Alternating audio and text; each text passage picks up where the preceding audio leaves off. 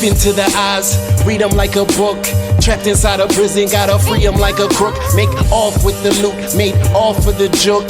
Treated like these cowards never needed what we took, and we repeat it like a hook. Caught in the deep, come back like Wheezy. Card 3, sensation. Wait, then pause the beat. Eyes don't lie, truth still hard to see. They're begging me to show them, they're saying that I owe them, but I'll never give it up. Not for you, not for no one. Foreign ride, touring, soaring, open road, exploring. Yeah, let's go. Welcome to the show. This is Smoke the Competition. I'm your host, Eric Sojash. Thank you for checking us out. Please subscribe to the channel. It's greatly appreciated. You can follow us on Twitter at Sojash Sports. Today's episode, I'm jumping into week 13. We're breaking down the slate of games on Sunday and Monday Night Football. We're going to talk about the point spread picks. We're going to break down my best bets. I got 4 games I want to talk about specifically. I think we could win some money this week, ladies and gentlemen. We're also going to briefly break down some of your fantasy football acquisitions and who you should be playing in these games. We're also going to dive into the NFC battle, Clash of the Titans, the Eagles versus the Niners. This is the biggest game of the year, biggest game of the week. Can't wait to break this matchup down and let you guys know who I think is going to win. The Niners come in as 3-point favorites on the road, taking on the 10-1 Eagles. Sit back, relax. This is Smoke the Competition. I'm Eric Sojash. It's NFL Week 13. Let's go. First game we're jumping into is between the Indianapolis Colts and the Tennessee Titans. This is AFC South Division rivals getting ready to square off in Tennessee. Colts come in as 1-point favorites. It's basically a coin flip here. With the Colts losing running back Jonathan Taylor for 3 to 5 weeks, they're going to rely on Zach Moss once again. He started the season for them and he was phenomenal. I think he'll pick up right where he left off. I'm taking the Colts here. They're just a better overall team. Will Levis had that one showing, but since then he hasn't been really productive, hasn't been able to get touchdowns.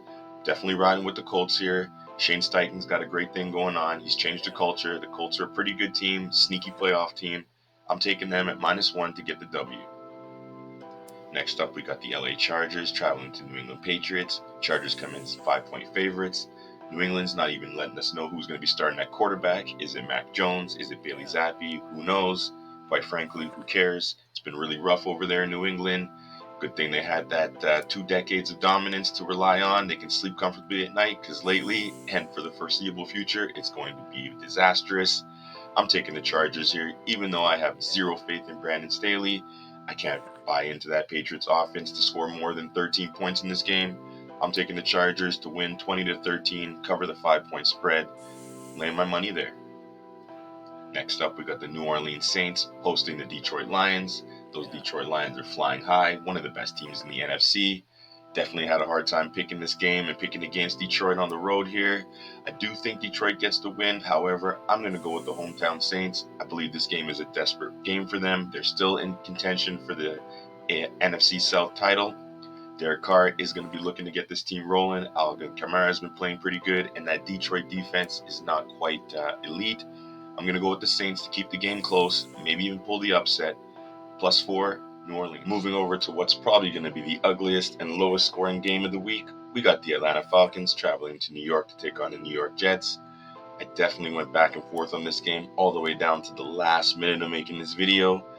For some reason, I'm going to ride with Tim Boyle and the Jets. I just don't trust Desmond Ridder and that offense in Atlanta. They don't have enough receiving core to beat the Jets defense. I think they're going to have a hard time moving the ball, period.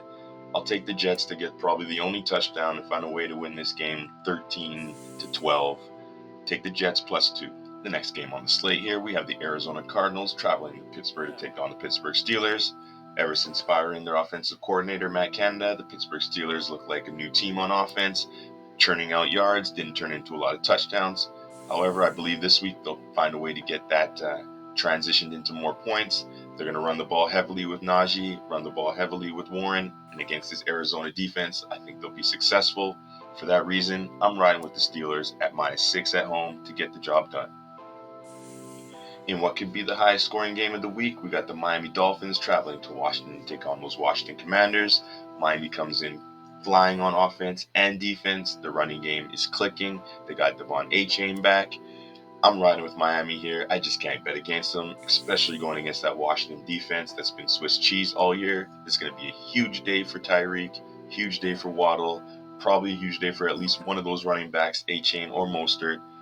You can ride with the Dolphins. They'll cover the big number at -9 on the road. Moving over in what could be one of the better games this weekend, we got the Denver Broncos traveling to Houston to take on the Houston Texans. So many playoff implications in this game.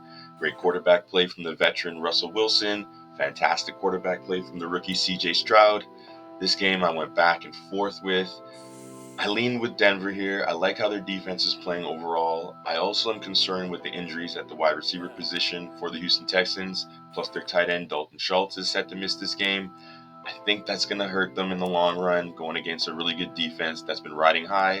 They've gone against Patrick Mahomes, they've gone against Josh Allen and become victorious. For that reason, I'm taking the Broncos and Russell Wilson at +3 on the road to get the job done. Next up, we have an NFC South matchup between two teams that are heading in opposite directions. We have the Carolina Panthers coming in to take on the Tampa Bay Buccaneers.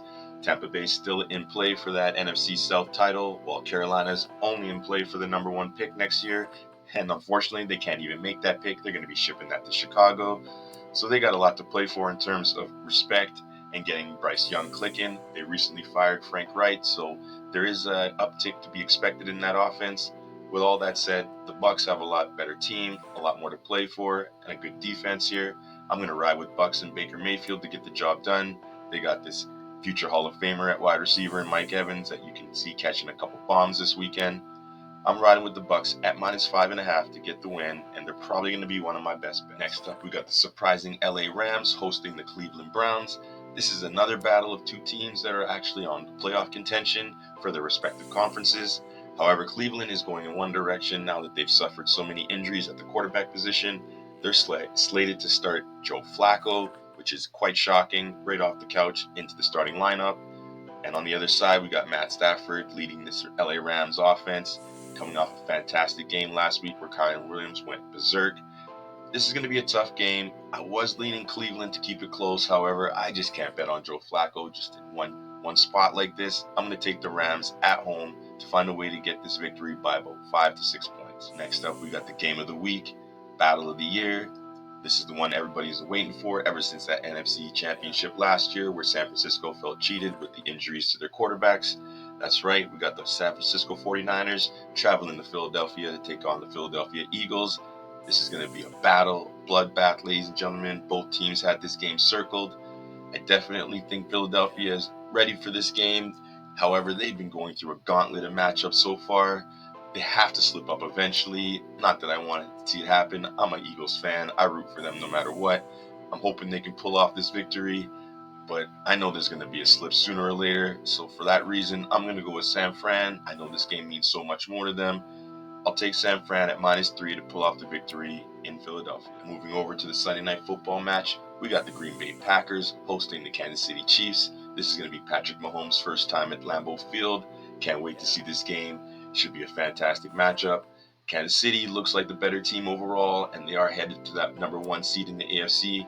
I know when they get into this December football, they have no slip-ups, so I do see the Chiefs winning this game. However, Jordan Love's been clicking. They are playing good at home. Matt LaFleur is an underrated coach, especially in December. I think the Packers will keep this game close. They'll be able to score some points with their fantastic receiving core.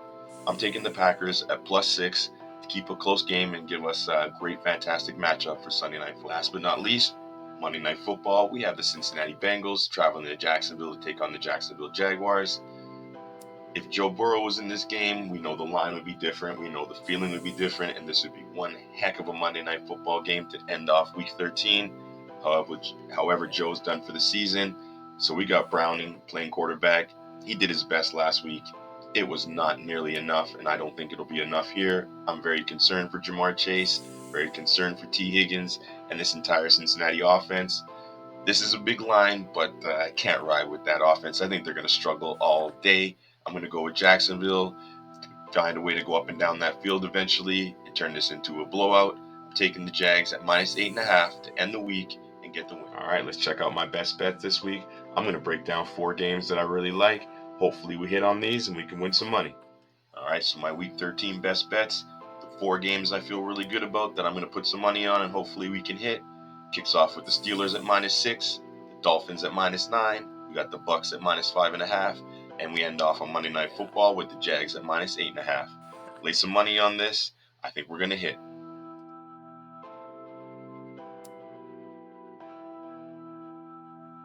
That's it for today's episode.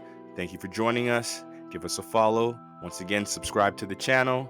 I'm Eric Sojash. Peace, love. Let's continue to smoke the competition. Deep into the eyes, read them like a book. Trapped inside a prison, gotta free them like a crook. Make off with the loot, made off for the joke.